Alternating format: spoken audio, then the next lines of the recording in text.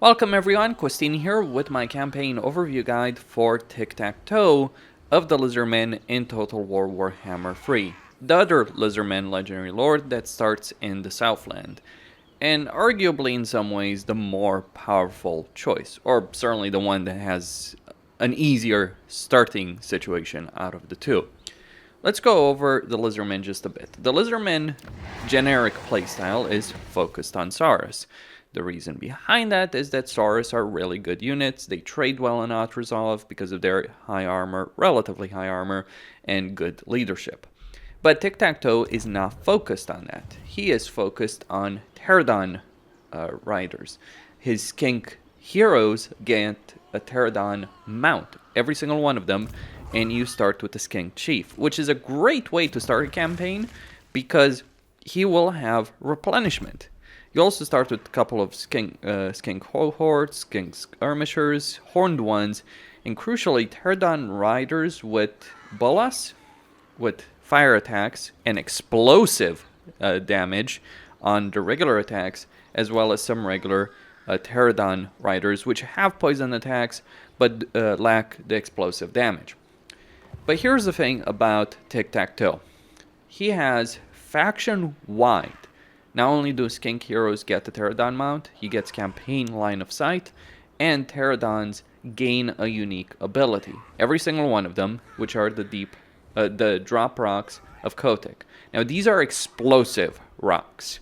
These are going to tear infantry units to shreds, especially the ones with low armor. So for instance, this greenskin army is a joke in comparison to just these 3 units alone would be able to win it. In fact, I did fight this battle earlier to test this campaign, and it's like they absolutely annihilate them. Furthermore, when we're looking at Tiktaq'to, we do get leadership, melee attack when attacking, benefits to Pterodon riders like ammo, physical resistance, speed, though only for his army, unfortunately not. I think a lot of these lord effects could really benefit from a secondary effect where you get it faction-wide at a reduced effectiveness, sure, but it would be great for a lot of legendary lords. Then you get a substantial amount of casualty replenishment for Pterodons, missile strength, recruit rank, as well as coatl units and other units as well. Then hero capacity +2 for skink chiefs, hero crew rank +4 for skink chiefs, and you do start with a special skill that drop sphere of Tepak. So you've got the ability, you've got gyrocopters, but better than gyrocopters. You start with 3, you can start producing them from turn 1 because you start with the Pterodon hatchery that can give you both of the Pterodon types, and then of course you can get coatls and the riders over here, Ripper dactyl riders when it boils down to it. So that can be pretty substantial amount of power that you can get over there when it comes to your campaign. And these will, ability-wise, they're going to be pretty effective. Like the regular Pterodon riders are pretty effective in battle.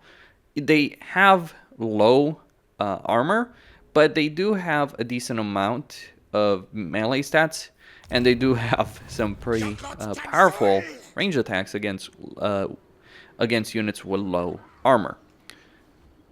And so you just deal with the greenskins over here. You take the dead hand monoliths. You then move for the statues of the gods. And the entire jungle over here is yours for the taking. Now, some people believe that Tiktaq'to is a powerful legendary lord. I would disagree with that assessment. I don't think he's that powerful. Yes, the army he has is good, and he's going to be able to annihilate many early game armies with ease. But it isn't the army itself that makes him so great. It's his starting position with that army, or really his starting position in general. So he starts here in Talaka, and he only has a minor greenskin faction to deal with, and he's far more powerful than that minor greenskin faction.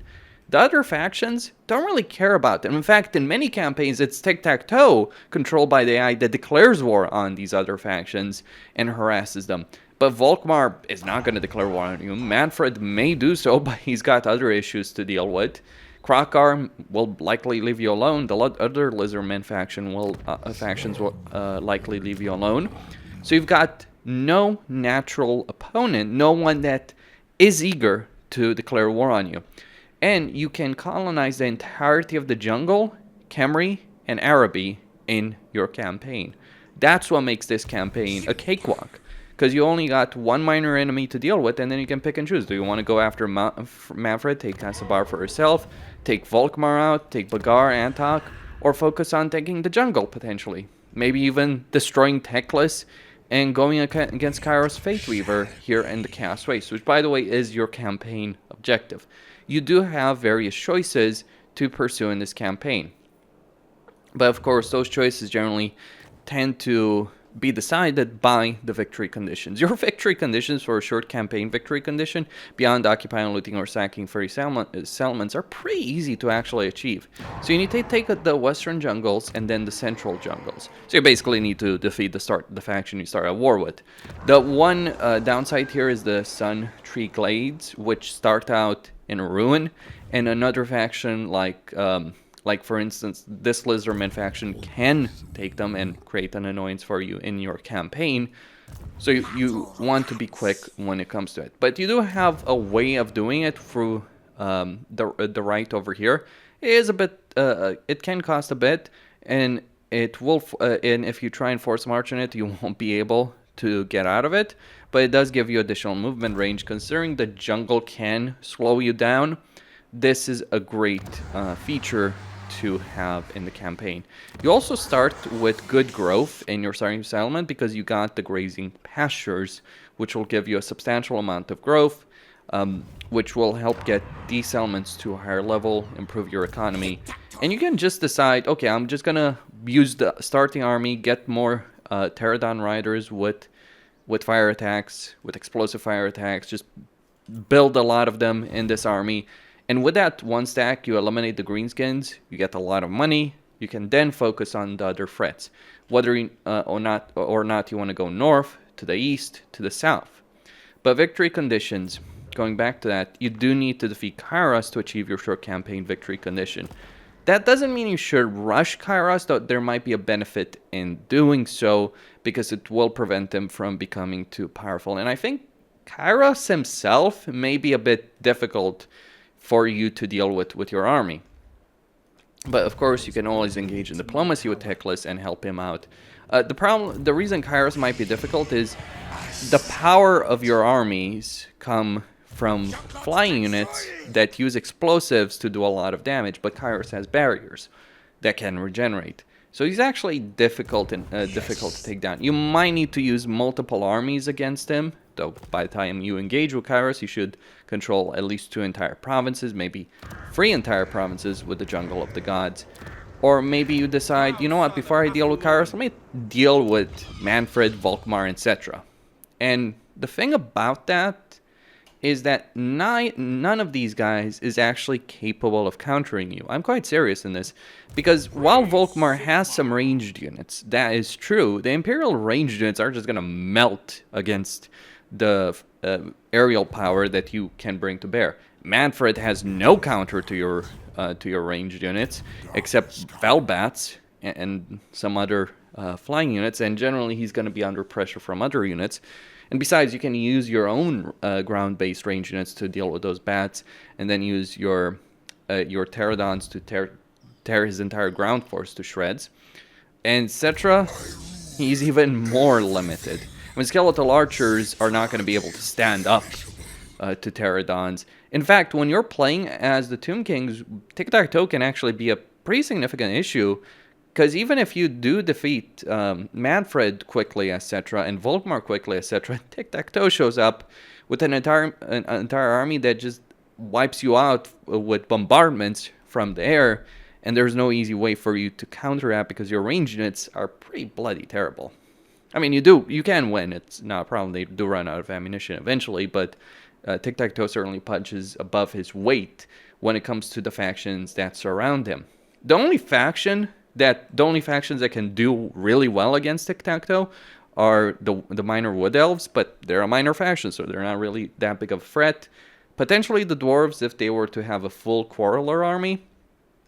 And Kairos, as I have said. So you have a campaign here where you get an army and benefits to that army that are ideally suited to counter the factions that you are facing. Every one of them. Every single one of your neighbors, with the exception really of Teclis. Like if you're stupid enough to fight the High Elves in an open field battle, you deserve to lose.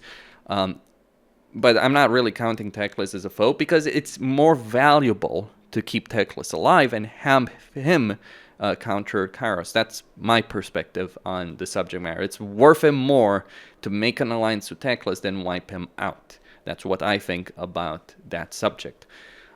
But you are ideally suited to counter pretty much every faction, especially the factions that are potentially hostile. So the Tomb Kings, the Vampire Counts, you are more powerful than them. Now, long-term victory conditions, if we're looking at this, your goal is to control all of Lustria. Nothing too easy, right? Though, as with dealing with many of the factions that you have here in the Southlands, you're actually quite ideally suited to deal with most of the factions here in Lustria, with the notable exception of course, Luthor Harkon. But here's the thing. While you might be tempted to just go full-on aerial assault units, you don't have to just go with aerial assault units. You can make a Saurus army if you so desire. You can make a skink army, a ground skink army if you want. You can go with Bastiladons and Stegodons if you so desire. Like, yeah, having a Pterodon army, especially for Tiktaq'to himself, is powerful, but for your other armies, like your second army or third army, that's not necessarily the path you want to take. And in fact, if you are having two armies, one after another, going in the same direction, it might be worth just having a full-on Saurus army to support Tiktaq'to, especially in the fights where his flying units may be limited. So, for instance, against the Vampire Coast in particular, the High Elves, if you do decide to fight them, potentially the Skaven, depending on what they're dealing with. One of the problems in this campaign, however, could actually end up being what happens when you arrive in Lustria. You might arrive in Lustria too late, not because the Lizardmen are going to lose here, but because they're going to win. And, well, you want to take over the territory for yourself. You might want to trade territory so you can take it over yourself. Hell, you might end up being forced declaring war on the Lizardmen factions over here.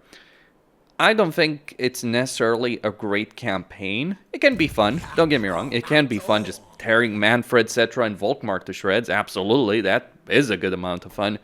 But I think when I'm looking at the campaign from the long-term perspective, would I want to play a long campaign as Tiktaq'to? The answer is probably not. I feel his playstyle is great in some situations, especially the situations he finds himself early in the campaign. But long-term, it's inferior to quite a few other Lizardmen playstyles. Like, you want to compare the aerial units to Axiotl's army, for instance.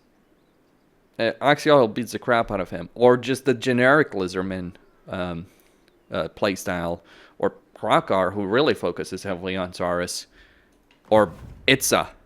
Like, yeah, you want to talk about Lizardmen comparisons? Yeah, let's compare Tiktaq'to to Itza. So, I think it is a gimmicky playstyle. I think it works very well in the early game, and you can have a lot of fun with that. But a very long campaign focused on world domination, less so. So, play it more as a short campaign as opposed to a very long.